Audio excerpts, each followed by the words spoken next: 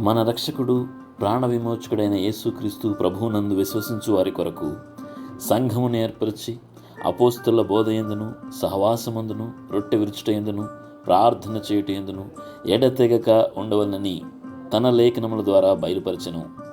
ఆ సంఘమునకు క్రీస్తు శిరస్సుగా ఉండి దైవజనులను తన బోరగా నిలవబెట్టును. దేవునికి మహిమ కలుగునుగాక. దేవుడు తన స్వరక్తమిచ్చి సంపాదించుకున్న సంఘంలోనికి తన దాసుడైన సిరిల్ గారిని యవ్వన కాలమును రక్షించి తన సంఘంలో చేర్చి తన చిత్తానుసారమైన సేవ చేయుటకు సార్వత్రిక సంఘములో భాగమైన హోరేబు ప్రార్థనా మందిరం కొరకు ఏర్పరచుకొని అభిషేకించి తన పనికై నియమించెను. ఈ పరిచర్య జరిగించుటకు సహోదరుడు దేవునిపై ఆధారపడిన వారై కొన్ని ఖచ్చితమైన దైవ నియమాలను కలిగి పరిచర్య విషయమై దర్శనం కలిగి దేవుని సహాయం చేత పరిచర్య జరిగించిరి. ప్రభువే పరిచర్యను విస్తరింపజేశను. సహోదరుడు పరిచర్య జరిగించుటకు సంపూర్ణంగా దేవునిపై ఆధారపడి పరిశుద్ధ లేఖనములు ప్రార్థనలో ఎత్తిపెట్టి దేవుని సహాయంతో ప్రతి పనిని ప్రారంభించు వచ్చెను. మీ దాసుడు కేవలము మీ విశ్వాస్యత మీద, మీ వాగ్దానాల మీద మాత్రమే ఆధారపడుతుంటున్నాడు. నిర్గమాకాండము 3:12, 4:12, కీర్తనలు 81:10, ఇర్మియా 1:9, మత్తయి సువార్త 10:20, లూకా 12:12. పరిచర్యలో ఈ వాగ్దానాలు నెరవేర్చండి. మనము సేవించున్న దేవుడు ఎంతో గొప్ప దేవుడని అనునిత్యము సంఘానికి జ్ఞాపకం చేసేవారు.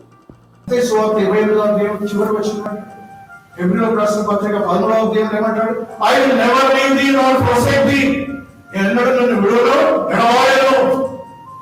This is our God, this is our saviour, this is our Lord Jesus Christ. కాబట్టి ఆ ప్రభువు ఎల్లప్పుడూ మాతో ఉంటాడు. మనం ఎప్పుడు ఒంటరి వారు కాదని తెలుసుకోవాలి.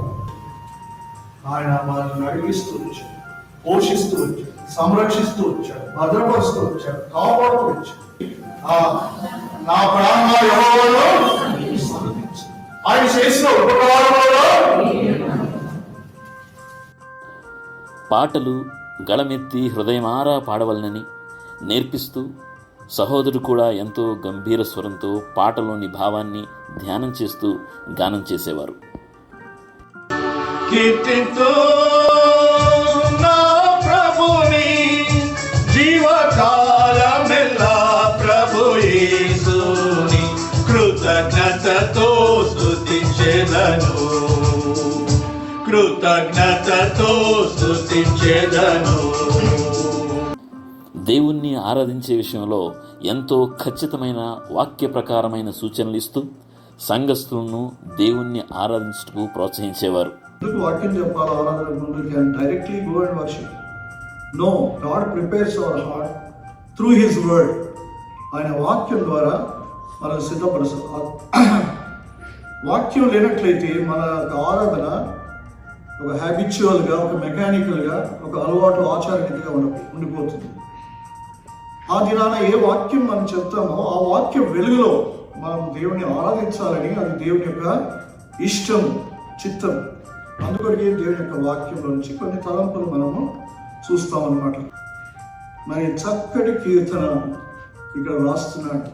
ఏమంటున్నాడు? నా హృదయము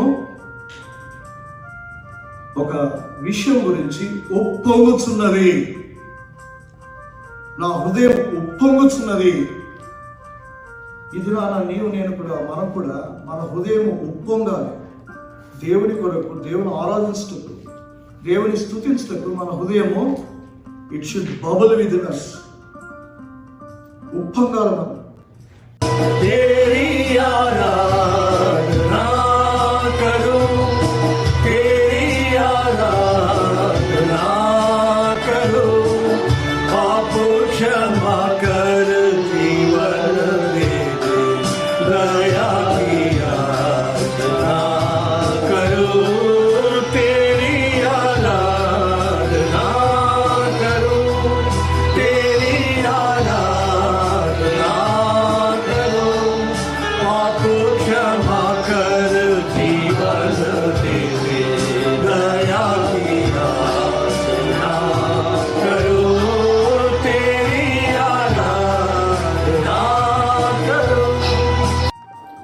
క్రైస్తవ విశ్వాస జీవితంలో జయ జీవితం కలిగి నడుచుకొనుట ఎంతో ప్రాముఖ్యమని బోధించేవారు. జయించుట ఎంత ప్రాముఖ్యమో బైబిల్లో దేవుడు మరి వ్రాసి పెట్టినాడు. ఇది మనం జయ జీవితం జీవిస్తున్నాం అనేటువంటిది మనం పరీక్షించుకోవడం లేదు. నేను సిద్ధంగా ఉన్నానా ప్రభు వస్తే అనేటువంటిది చాలా ప్రాముఖ్యమైనటువంటిది. You have to overcome everything that is contrary to the will of God. దేవుని చిత్తానికి విరుద్ధమైన వ్యతిరేకమైన ప్రతి దాన్ని నేను జయించాలా. కోపం ఉంది, అబద్ధాలు ఉన్నాయి, గర్వం ఉంది, తర్వాత పోట్లాటలు ఉన్నాయి, ఈగోయిజం ఉంది, ఇల్ స్పీకింగ్, వెనకాల మాట్లాడడము, బ్యాక్ బైటింగ్, తర్వాత కార్నల్ డిజైర్స్, శరీర ఏచ్ఛలు, కోరికలు, లోకం ఉంది, పాపం ఉంది, సాతానుడు ఉన్నాడు, చెడు తలంపులు, చెడు ఆలోచనలు, గ్రీడ్, కవచస్నెస్, ఆశబోధనం, స్వార్థము, స్వయము, pleasures of this world, love for money, అన్నింటినీ నేను జయించవలసిన వారంగా ఉంటున్నాను. You are a Christian, I am a Christian, we are Christians. We have trusted in the Lord Jesus Christ. మనం ఇష్టానుసారంగా జీవించేది కాదు, దేవుని చిత్త ప్రకారం జీవించాలి. ఆయన ఎట్లా జీవించాడో ఈ లోకంలో మనం కూడా అట్లాగే జీవించాలి. నేను లోకాన్ని జయించినానంటున్నాడు, నేను కూడా లోకాన్ని జయించాలా. ప్రభు బల్ల విషయంలో దేవుని పిల్లలను దేవుని వాక్యానుసారంగా గద్దిస్తూ ఒప్పింపజేస్తూ బల్లలో ఏ విధంగా పాల్గొనాలో సూచించేవారు. The table of the Lord that is in our midst is meant for overcomers, not for all. Every believer cannot take part in the Lord's table as he likes, unless he examines himself and set right things before God and man. He cannot take part in the Lord's table. Only overcomers have the privilege to take part in the Lord's table. ఆ పరిశుద్ధ శరీరాన్ని నువ్వు తినాలంటే, ఆ పరిశుద్ధ రక్తం నువ్వు త్రాగాలంటే ఆయనకున్న పరిశుద్ధత నువ్వు కలిగి ఉండాలి. ఆ పరిశుద్ధత లేకపోతే నువ్వు ఆ బలలో పాల్గొనకూడదు. నువ్వు ఆ బలలో పాల్గొంటే నువ్వు శిక్షావిధిలోనికి వస్తావు, నువ్వు దేవుని తీర్పులోనికి వస్తావు. ఈ బల్ల ఆషామాషి కాదు, ఎవరంటే వాళ్ళు పాల్గొనేది కాదు. ఇది విశ్వాసులు మాత్రమే బలలో పాల్గొనాలి. ఆ విశ్వాసులు కూడా గత వారం అంతా ఎలా జీవించావో ఆ జీవితాన్ని పరీక్షించుకొని, ఎక్కడ తప్పిపోయావో, ఎక్కడ దేవుని కోపాన్ని రేపావో, ఎక్కడ ఆయన గాయాలు రేపావో, ఎక్కడ ఆయన సిలువ వేసావో, ఎక్కడ ఆయనకు అవమానకరమైన పనులు చేస్తూ వచ్చావో, ఎక్కడ ఆయన దూషించావో, వాటి విషయమై నీవు నీ జీవితాన్ని పరీక్షించుకొని పశ్చాత్తాపడి పాపాలు ఒప్పుకొని ఆయన రక్తంలో కడగబడిన తర్వాత ఆయన నుండి యోగ్యత పొంది అప్పుడు మాత్రమే ఆ బలలో పాల్గొనాలి. పరీక్షించుకొని తినమంటున్నాడు, త్రాగమంటున్నాడు. పరీక్షించుకున్నప్పుడు ఏం తెలుస్తుంది మనకి? మన జీవిత పరిస్థితి తెలుస్తుంది. అప్పుడు ఆయన సన్నిధిలో మన పాపాలు ఒప్పుకోవాలి. సమాధానం లేకుండా బలలో పాల్గొనకూడదు. ఎవరితోనైనా కొట్లాడి ఉంటే, ఎవరితోనైనా మాట్లాడకుండా నీవు ఉంటే నీవు బలలో పాల్గొనకూడదు. నీ హృదయంలో సమాధానం ఉంటే అప్పుడే పాల్గొనాలి. సహోదరుడు దేవుని మందిరాన్ని ఎంతో ప్రేమించి తన జీవితంలో దేవుని మందిరానికి ఎంతో ప్రాముఖ్యమైన స్థానాన్ని ఇచ్చేవారు. దేవుని మందిరాన్ని నువ్వు ప్రేమిస్తున్నావా? మందిరం కొరకు ప్రయాసపడుతున్నావా? మందిరం విషయంలో ఆసక్తి ఉందా? రోషం ఉందా? దేవుడు మనల్ని దేవుని మందిరములో ఆశీర్వదించేవాడుగా ఉంటున్నాడు. మనకు ఆశీర్వాదం బయటగా దొరికేది ఎక్కడ దొరుకుతుందండి? దేవుని మందిరములోనే మనకు ఆశీర్వాదం. 134వ కీర్తన ఆఖరి వచనంలో ఏమంటున్నాడు చదవండి. భూమి ఆకాశములను సృజించిన యెహోవా సియోనులో నుండి నిన్ను ఆశీర్వదించునుగాక. 128వ కీర్తన 5వ వచనంలో కూడా అదే అంటాడు. సియోనులో నుండి యెహోవా నిన్ను, సియోన్ అంటే దేవుని మందిరము, కాబట్టి దేవుని మందిరంలో నుండి ఆయన నిన్ను ఆశీర్వదిస్తాడు. దేవుని మందిరంలో కనపడే ప్రజలు ఎలాంటి వారంట? వారు ధన్యులు అని కీర్తనలు 84 అధ్యాయంలో మనం చూస్తాం. నీ మందిరములో కనపడే ప్రజలు ధన్యులు అంటాడు. కాబట్టి మనమంతా ధన్యులం. యవనస్తులను ఎంతో ప్రోత్సహించేవారు. వారిని సరైన మార్గంలో నడిపించడానికి వారితో ఎంతో స్నేహపూర్వకంగా వ్యవహరించేవారు. అలాగే దేవుని వాక్యాన్ని కూడా ఖచ్చితంగా బోధించేవారు. నీవు నాతో మాట్లాడు, నాకు ఆత్మీయమైన సత్యాలు నేర్పించు, ఆత్మీయమైన పాఠాలు నేర్పించు. నేను బైబిల్ స్టూడెంట్గా ఉన్నాను, నాకు బైబిల్ అర్థం చేసుకుంటూ సహాయం చేయి అని ప్రభు దగ్గర ప్రార్థన చేసుకోవాలి. అప్పుడు ప్రభు నీకు వాక్యం చెప్పేటప్పుడు చక్కగా నువ్వు అర్థమయ్యే రీతిలో ప్రభు నీతో మాట్లాడుతూ ఉంటాడు. సరే, ఇక్కడ వాక్యం ప్రేమించాలి, వాక్యం చదవాలా, ధ్యానించాలా. ధ్యానించినప్పుడు నువ్వు ఎట్లా ఉంటావు? నీ జీవితము ఫలభరితమైనదిగా ఉంటుంది. నీ జీవితం ఫలభరితమైనదిగా ఉంటుంది. You will have prosper and success in your life. నీ జీవితంలో ఏం కలిగి ఉంటావు? అభివృద్ధి కలిగి ఉంటావు, విజయం కలిగి ఉంటావు. నీ లైఫ్ ఫ్రూట్ఫుల్గా ఉంటుంది, డ్రైగా ఉండదు, ఫ్రూట్ఫుల్గా ఉంటుంది. దేవుని పట్ల మన వైఖరి ఎలా ఉండాలో నిర్మహమాటంగా ప్రకటించేవారు. ప్రభువా నీవే నమ్మకమైన సామర్థ్యుడవు, ప్రభువా నీవే నమ్మకమైన సామర్థ్యుడవు, ఎంతో గొప్ప అద్భుతమైన ప్రశాంతుడా దయాళుడా, ఎంతో గొప్ప అద్భుతమైన ప్రశాంతుడా దయాళుడా, ప్రభువా నీవే నమ్మకమైన సామర్థ్యుడవు, ప్రభువా నీవే నమ్మకమైన సామర్థ్యుడవు. అన్నిటికంటే మరి ముఖ్యంగా నశించుచున్న ఆత్మల పట్ల ఎంతో భారము మరియు సువార్త విషయమే తపన కలిగి సువార్త ప్రకటించడానికి ఎంతో ప్రాముఖ్యమైన స్థానాన్ని ఇచ్చేవారు. ఆత్మల విషయమైన దప్పిక, నశించే ఆత్మలు రక్షింపబడాలి, అది ఆయన యొక్క దప్పిక. సమరయ స్త్రీ దప్పికను తీర్చాడు. ఆమె వెళ్ళి గ్రామస్తులందరినీ తీసుకొచ్చింది. That is the right attitude. రక్షణ పొందినటువంటి నీవు వెళ్ళి స్వార్థ ప్రకటించి అనేక మందిని ప్రభు దగ్గర తేవాలి. వాళ్ళ దప్పిక కూడా ఆయన ద్వారా తీర్చబడాలి. ఈ విధంగా ఆత్మీయ మర్మాలు నేర్పిస్తూనే వ్యక్తిగత ప్రార్థన విషయంలో కూడా వాక్యానుసారంగా ఎప్పటికప్పుడు తనను తాను సరిచేసుకుంటూ ఇతరులను ప్రోత్సహించేవారు.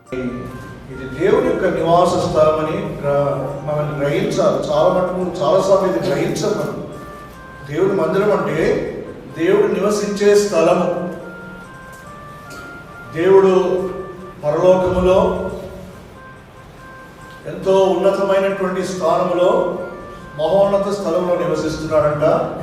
రెండవది, ఆయన విరిగి నలిగినటువంటి హృదయములో యెషయా 57:15 ప్రకారము ఆయన మనుషుని యొక్క విరిగి నలిగిన హృదయంలో నివసిస్తాడు. మూడవది, ఆయన మందిరములో నివాసం చేస్తాడు.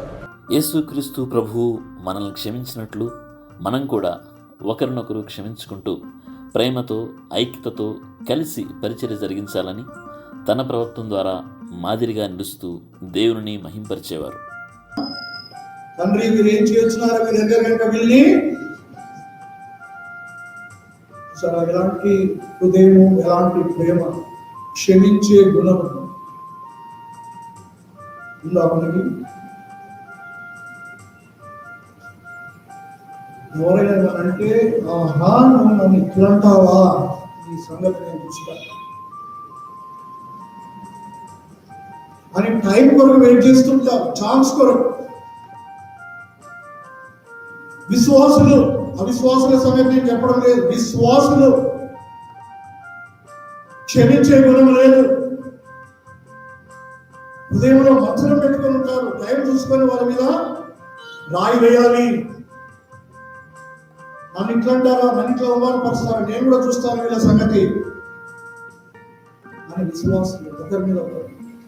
లేదా పరిస్థితి మీ జీవితంలో చాలా మంచివాడిని, చాలా మంచిదాన్ని అనుకుంటున్నారు, కానీ ప్రభు హృదయాలను పరీక్షించే దేవుడు. మిమ్మల్ని హింసించు వారి కొరకు ప్రార్థన చేయుడి. ఆయన చేస్తున్నాడు. అయితే ఆయన హింసిస్తున్నారు సిలువలో, ఆయన ఏం చేస్తున్నాడు? వారి కొరకు ప్రార్థన చేస్తున్నాడు. What he preach is practising. నీ జీవితం అలా ఉందా? ఏదైతే బోధ చేస్తావో దాని ప్రకారం నువ్వు జీవిస్తున్నావా? ఏదైతే చెప్తావో దాని ప్రకారం ఉందా నీ జీవితం? చెప్పేది చాలా సులభం, బోధించేది చాలా ఈజీగా బోధ చేస్తాము, కానీ ఎప్పుడైతే నీ వరకు వస్తుందో అది నువ్వు ప్రాక్టీస్ లో పెట్టే వ్యక్తిగా ఉన్నావా? నేను కానీ నువ్వు కానీ మనం కానీ. ప్రభు ఇక్కడ మాదిరి చూపిస్తున్నాడు. ఆయన ఏం బోధించాడో అది చూపిస్తున్నాడు, ప్రాక్టికల్ గా శిలువ మీద చూపిస్తున్నాడు. బాగా మనం ఆలోచిస్తే, పరీక్షించుకుని, ప్రాక్టికల్ లైఫ్ మనలో లేదు. క్రియల్లో మన జీవితాలు బిగ్ జీరో. వాక్యం విస్తారంగా వింటున్నాం, కానీ when it comes to practice, ప్రాక్టికల్కి వచ్చినప్పుడు ఇట్స్ a జీరో. వాటిని మనం బైబిల్లో చెప్పడం ఏం కూడా అనుసరించము.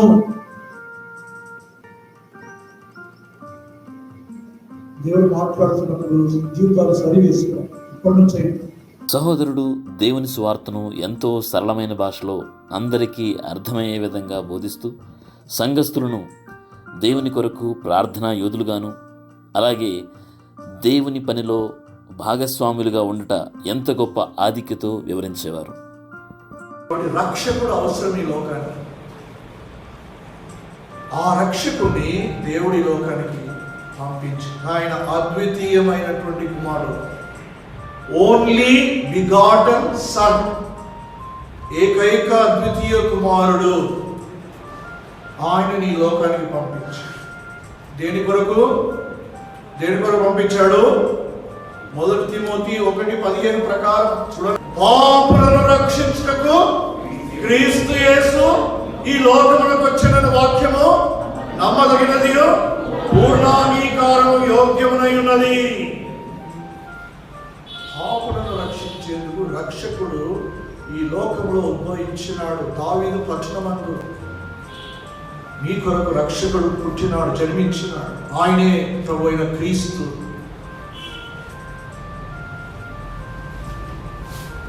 కాబట్టి మానవులను వారి పాపముల నుండి రక్షించేందుకు 1 తిమోతి 1:15 ప్రకారము ఆ యేసు ప్రభువు రక్షకుడుగా ఈ లోకానికి వచ్చాడు. ఏం చేశాడు ఆయన ఈ లోకానికి వచ్చి? ఆ పాపుల కొరకు సిలువలో ప్రారంభించాడు. మొట్టమొదట ఈ పాపం అంతా తన మీదకి తీసుకున్నాడు. ఆలోచించండి, మీ యొక్క past, present and future since, గత పాపములు, ప్రస్తుత పాపములు, భవిష్యత్తులో చేయబోయే పాపములన్నీ ఆయన తన మీద వేసుకున్నాడు. ఎప్పుడు? 2020 సంవత్సరాల క్రిందట. ఎక్కడ? సిలువ మీద. ఎవరి కొరకు? ప్రతి మానవుని కొరకు. పాపము వలన వచ్చు జీతము మరణము. ప్రతి మానవుని యొక్క మరణము, నరకము తన మీద వేసుకున్నాడు. ప్రతి మానవుని గుర్తుపెట్టుకోండి. యేసు క్రీస్తు ప్రభువారు ప్రతి మానవుని యొక్క శిక్ష, ప్రతి మానవుని యొక్క తీర్పు, ప్రతి మానవుని యొక్క మరణము, ప్రతి మానవుని యొక్క శాపము ఆయన తన మీద వేసుకున్నాడు. కాబట్టి యేసు ప్రభువారు మరి ప్రతి మానవుని యొక్క నరకము తన మీద వేసుకున్నాడు. పాపము వల్ల వచ్చే జీతము నరకము, రెండవ మరణము, అది తన మీద వేసుకున్నాడు.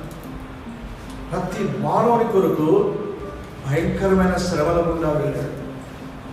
నేను చెప్తూ ఉంటాను కదా, 3 అంతల శ్రమల గుండా వెళ్ళాడు. ఒకటి మానసిక శ్రమలు, రెండవది భౌతిక శ్రమలు, మూడవది ఆత్మీయ శ్రమ. అన్నిటికంటే భయంకరమైన శ్రమ ఏంటంటే ఆత్మీయమైన శ్రమ. అంటే ప్రతి మానవుని యొక్క పాపములకు రావాల్సిన జీతము, ఆ నరకము ఆయన తన మీద వేస్తుంది.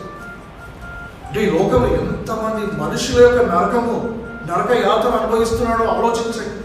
యేసుప్రభు వారు ఆ విధంగా మోసినాడండి ప్రతి మానవుని పాపములు, పాప భారము, పాపం రావాల్సిన శిక్ష, ఆ నరకము, ఆ మరణము. ఎందుకు? ఆయన నిన్ను నన్ను ప్రేమించాడు. పాపం నుండి నిన్ను నన్ను రక్షించేందుకు దేవాది దేవుడు నిన్ను నన్ను ప్రేమించి తన కుమారుని ఈ లోకానికి పంపించినాడు.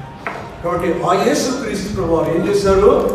ఆయన మనందరి కొరకు సిలువలో క్రయము చెల్లించినాడు, రక్తము చెల్లించినాడు, మరణించినాడు, సమాధి చేయబడ్డాడు, 3వ దినమున సమాధి నుంచి తిరిగి లేపబడ్డాడు. కాబట్టి ఇప్పుడు ఆయన యందు విశ్వాసం ఉంచిన వారికి ఆయన ఏమిస్తున్నాడు? ఏమిస్తున్నాడండి? రక్షణ. ఏమిస్తున్నాడు? పాప క్షమాపణ. పాపులందరికీ కావాల్సిందేంటి? రక్షణ. రక్షకుడు కావాలా? రక్షకుడి ద్వారా రక్షణ కావాలా? ఇప్పుడు ఆయన మనకు విశ్వసించిన మనకు ఏమిచ్చాడు? రక్షణ. రక్షణ కొరకైన దేవుని ప్రణాళికను గురించి ఎంతో విశదంగా బోధిస్తూ సంఘస్థులను దేవుని యందు నిరీక్షణ కలిగి జీవించడానికి ప్రోత్సహించేవారు. ఆ ప్రభు ఎంతగా మనల్ని ప్రేమించాడు. ప్లాన్ ఆఫ్ సాల్వేషన్ ఎంత అద్భుతంగా ఉందండి. దేవాది దేవుడు నరరూపం ధరించి లోకానికి రావడం, సృష్టికర్త అయిన దేవుడు, సమస్తము సృష్టించిన దేవుడు మానవ రూపం ధరించి, దాసుని రూపం ధరించి లోకానికి రావడం, 100% గాడ్గా 100% మ్యాన్గా ఉంటూ వచ్చాడు ఆయన. చివరిగా తను తాను అప్పగించుకున్నాడు. నా దేవా నా దేవా అనే నా తండ్రి అనే భాగ్యాన్ని అక్కడ పోగొట్టుకున్నాడు. అది ఆయన చాలా వేదన పరుస్తూ వచ్చింది. ఆ తండ్రి ఎప్పుడైతే చేయి విడిచిపెట్టాడో ఆ వేదన బహు భయంకరమైనటువంటిది. ఆయనకు ఆ శ్రమ బహు భయంకరమైనటువంటిది. First time in the life of God, in the history of God, ఇద్దరు వేరుపడడం అది భరించలేకపోతున్నాడు. ఎందుకంటే నా దేవా నా చేయి ఎలా ఉండడం. కాబట్టి దేవుని ప్రేమ వాణి చేతిని వదిలిపెట్టి నీ చేయి పడుతుంది. వాణి చేయి వదిలిపెట్టి నీ చేయి పడుతుంది. ఎందుకు? నిన్ను తన బిడ్డగా చేసుకుంది, నిన్ను ఆయన కుటుంబంలో చేర్చుకుంది. భవిష్యత్ ప్రణాళిక అయిన అలాగే తనకు ఎంతో ప్రియమైన క్రీస్తు 2వ రాకడ గురించి వివరంగా సరళంగా బోధిస్తూ దేవుని ప్రజలను సిద్ధపరిచేవారు.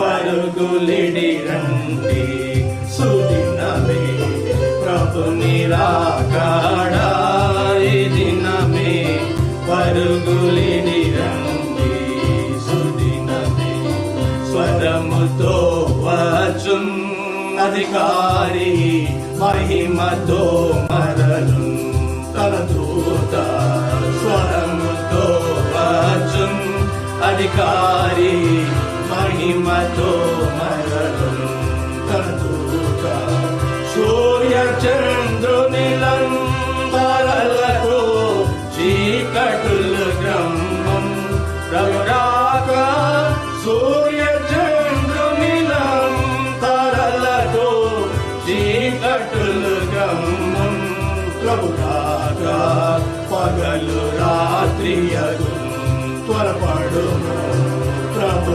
నిరాకాడా దినమే పరుగులిడి రండి సుదినమే ప్రభు నిరాకాడా దినమే పరుగులిడి రండి సుదినమే. ప్రకటన గ్రంథం 1వ అధ్యాయం 7వ వచనం. ఇదిగో ఆయన మేఘాలుడై వచ్చుచున్నాడు, ప్రతి నేత్రం ఆయనను చూచును, ఆయన పొడిచిన వారును చూచెదరు. భూరాజులందరూ భూజనులందరూ ఆయనను చూచి రొమ్ము కొట్టుకొందరు. అవును, ఆమేన్. మత్తయి సువార్త 25వ అధ్యాయం 13వ వచనం. ఆ దినమైనను గడి అయినను మీకు తెలియదు గనుక మెలకువగా ఉండుడి. అందరికీ సువార్త ప్రకటించబడిన తర్వాత అప్పుడు సంఘం ఎత్తబడుట అనేటువంటిది జరుగుతుంది. ఇదొక బలమైన సూచన. రెండవ సూచన, బలమైనటువంటి సూచన ఏంటంటే, ఇశ్రాయేలు ప్రజలు లోకమంతటా చెదిరి ఉన్నారు. అయితే 100% యూదులు వారి స్వదేశానికి చేరుకుంటారో అప్పుడు సంఘం ఎత్తబడుతుంది. ఇది ఇంకొక రెండవ బలమైనటువంటి సూచన. ప్రభు రాకడకు ముందు, సంఘం ఎత్తబడక ముందు. మూడవ బలమైన సూచన ఏంటంటే ఈ దేవాలయం కట్టడం ప్రారంభించబడుతుంది. దేవాలయం ముగించబడటం కూడా జరుగుతుంది. దేవాలయం ఎప్పుడైతే కట్టబడుతుందో అప్పుడు సంఘము ఎత్తబడుట అనేటువంటిది జరుగుతుంది. ఇవి 3 బలమైన సూచనలు విశ్వాసులైనటువంటి మనమందరము మరి జ్ఞాపకం చేసుకోవాలి. ఆ యొక్క యేసుక్రీస్తు ప్రభువారు పరలోకం నుండి మధ్యాకాశానికి దిగి వచ్చినప్పుడు, భూమి మీద ఉన్నటువంటి సంఘం ఎత్తబడినప్పుడు వారు మధ్యాకాశంలో యేసు ప్రభువును కలుసుకుంటారు. మృతులైనటువంటి విశ్వాసులు సమాధులు తెరవబడతాయి. సమాధుల నుంచి వారు లేస్తారు. అక్షయ దేహాలు, మహిమ దేహాలు ధరించిన వారై వారు ప్రభువును కలుసుకున్నట్టుకు మధ్యాకాశానికి వెళ్ళిపోతారు. అట్లాగే భూమి మీద సజీవులుగా ఉన్నటువంటి విశ్వాసులు, ప్రభువును ప్రేమించేవారు, జయ జీవితం జీవించేవారు, పరిశుద్ధంగా జీవించేవారు, ప్రభు కొరకు జీవించేవారు, వారు కూడా క్షణకాలంలోనే వారు అక్షయ దేహాలు, మహిమ దేహాలు పొందిన వారై వారు కూడా ఎత్తబడతారు. ఇవంతా కూడా క్షణంలోనే రెప్పపాట్లోనే జరిగిపోతాయి. ఇప్పుడు ఇవన్నీ జరిగిపోయిన తర్వాత ఇప్పుడు 1000 ఏళ్ల పరిపాలన, యేసుక్రీస్తు ప్రభువారి యొక్క 1000 ఏళ్ల పరిపాలన ప్రారంభమవుతుంది. యెరూషలేము లోకానికి ముఖ్య పట్టణము, capital city of the world is Jerusalem. ఆ యెరూషలేమును యేసు ప్రభు ముఖ్య పట్టణముగా చేసుకొని ఆ యెరూషలేములో ఆ మహిమగల సింహాసనం మీద కూర్చొని ఆయన లోకమంతటిని పరిపాలన చేస్తూ ఉంటాడు. లోకంలో ఉన్నటువంటి రాజ్యాలన్నీ మన ప్రభు యొక్క రాజ్యములుగా అయి ఉంటున్నాయి. లోకంలో ఉన్న రాజ్యాలన్నీ మన ప్రభు యొక్క రాజ్యాలు అయి ఉంటున్నాయి. ఆ రాజ్యము అది అద్భుతమైనటువంటి రాజ్యము, అది స్వర్ణ యుగం అండి. It is a golden age, అది ఇట్స్ ఎ గోల్డెన్ ఈరా. ఆ యొక్క రాజ్యము అది స్వర్ణ యుగముగా ఉంటుంది. అద్భుతమైన పరిపాలన. అక్కడ మరణం ఉండదు, అక్కడ ఏడుపు ఉండదు, దుఃఖం ఉండదు, శ్రమలు ఉండవు, రోగాలు ఉండవు, అక్కడ కీడు ఉండదు, హాని ఉండదు. మనము క్రీస్తు వలె మహిమ శరీరం ధరించుకొని తిరిగి లేస్తామని, రాజులైన యాజక సమూహంలో చేర్చబడతామని ఆత్మీయంగా సంఘాన్ని ధైర్యపరుస్తూ ఉండేవారు. One day I am going to reign with Jesus Christ. What a glorious future and hope. What a glorious future. ఎప్పుడైనా ఆలోచించావా? అలా చెప్తున్నాను, మనం సామాన్యులము కాము. We are not ordinary people. We are kings in the eyes of God. We may not be kings in the eyes of this world, but we are kings in the eyes of God, because God himself made you and me as a king, and we are going to reign with him right upon this earth for 1,000 years. What an honor, what a glory, what a future awaits us. అన్ని ప్రత్యేక సందర్భాలు దైవికమైన ఏర్పాటుని గ్రహించి క్రీస్తు సువార్తను ప్రకటించి ఆ తరువాత ఆల్టర్ కాల్ ఇస్తూ ఉండేవారు. ప్రభునితో మాట్లాడుతూ వచ్చాడు. ఇక్కడ ఉన్నటువంటి వారి పరిస్థితి నాకై తెలియదు, దేవునికి తెలుసు, నీకు తెలుసు. ఆయన పరిస్థితి ఏంటో దొంగలు తెలిసింది, ఆయన పరిస్థితి ఏంటో దేవునికి కూడా తెలుసు. నీ పరిస్థితి ఏంటో నీకు బాగా తెలుసు. నువ్వు రక్షణ పొందావో లేదో నీకు తెలుసు. నీ హృదయంలో దేవుడు ఉన్నాడో లేదో నీకు తెలుసు. లేకపోతే ఇంకా పాపిగా జీవిస్తున్నామేమో, పాపం పెట్టుకుని జీవిస్తున్నావు, శాపాన్ని హృదయంలో కలిగి జీవిస్తున్నావు, అపాయంలో ఉంటున్నావు. ప్రభు నిన్ను ప్రేమిస్తున్నాడు. చీకటి నుండి, చీకటి రాజ్యం నుండి, సాతాను యొక్క ప్రబద్ధ హస్తం నుండి నిన్ను విడిపించాలని ప్రభు కోరుతున్నాడు. ఇటువంటి ఒక సామాన్యమైన వ్యక్తిని ఒక శ్రేష్టమైన దైవజనుడిగా తన కొరకు లేవనెత్తుకొని అభిషేకించి మాదిరిగా నిలువబెట్టి తన సేవ కొరకై ఏర్పరచుకొని నియమించిన దేవాది దేవునికి అధిక స్తోత్రము కలుగునుగాక. నేను క్రీస్తును పోలి నడుచుకొనుచున్న ప్రకారము మీరు నన్ను పోలి నడుచుకొనుడి అని 1 కొరింథీ పత్రిక 11 మొదటి వచనంలో పౌలు చెప్పిన రీతిగా దేవుడు అనేక మంది దైవజనులను మన ముందు మాదిరిగా ఉంచుతూ వచ్చారు. అందులో దైవజనుడైన సిల్లు గారు కూడా ఒకరు.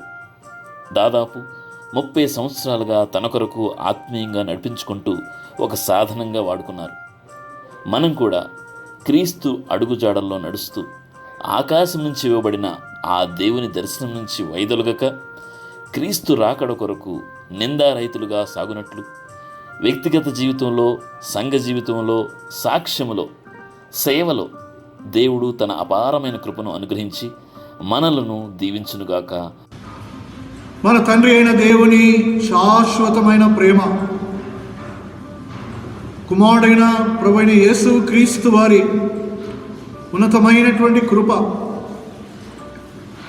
పరిశుద్ధాత్మ దేవుని యొక్క ఎడతెగని అన్యోన్య సహవాసము కూడి వచ్చిన మనందరితోనూ, సకల పరిశుద్ధులు సార్వత్రిక సంఘముతోనూ, మరి విశేషముగా తమ ప్రియులను కోల్పోయిన విశ్వాస కుటుంబాలు, లోకమంతటా విశ్వాస కుటుంబాలతోనూ ఇప్పుడును ఎల్లప్పుడును సదాకాలము తోడయుండును గాక. ఆమేన్.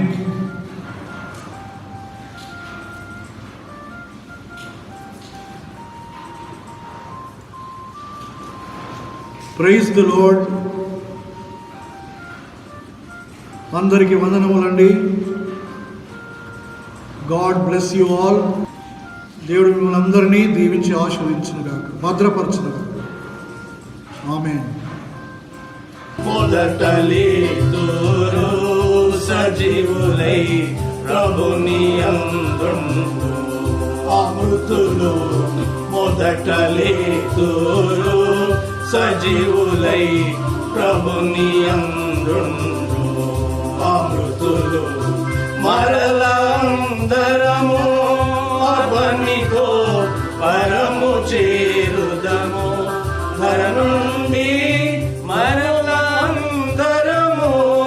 అవనితో పరము చేరుదము. ధనుండి ధన్యులగుదు. పరికించు ప్రభుని రాకడా ఈ దినమే పరుగులిడి రండి. సుదినమే ప్రభుని రాకడా ఈ దినమే పరుగులిడి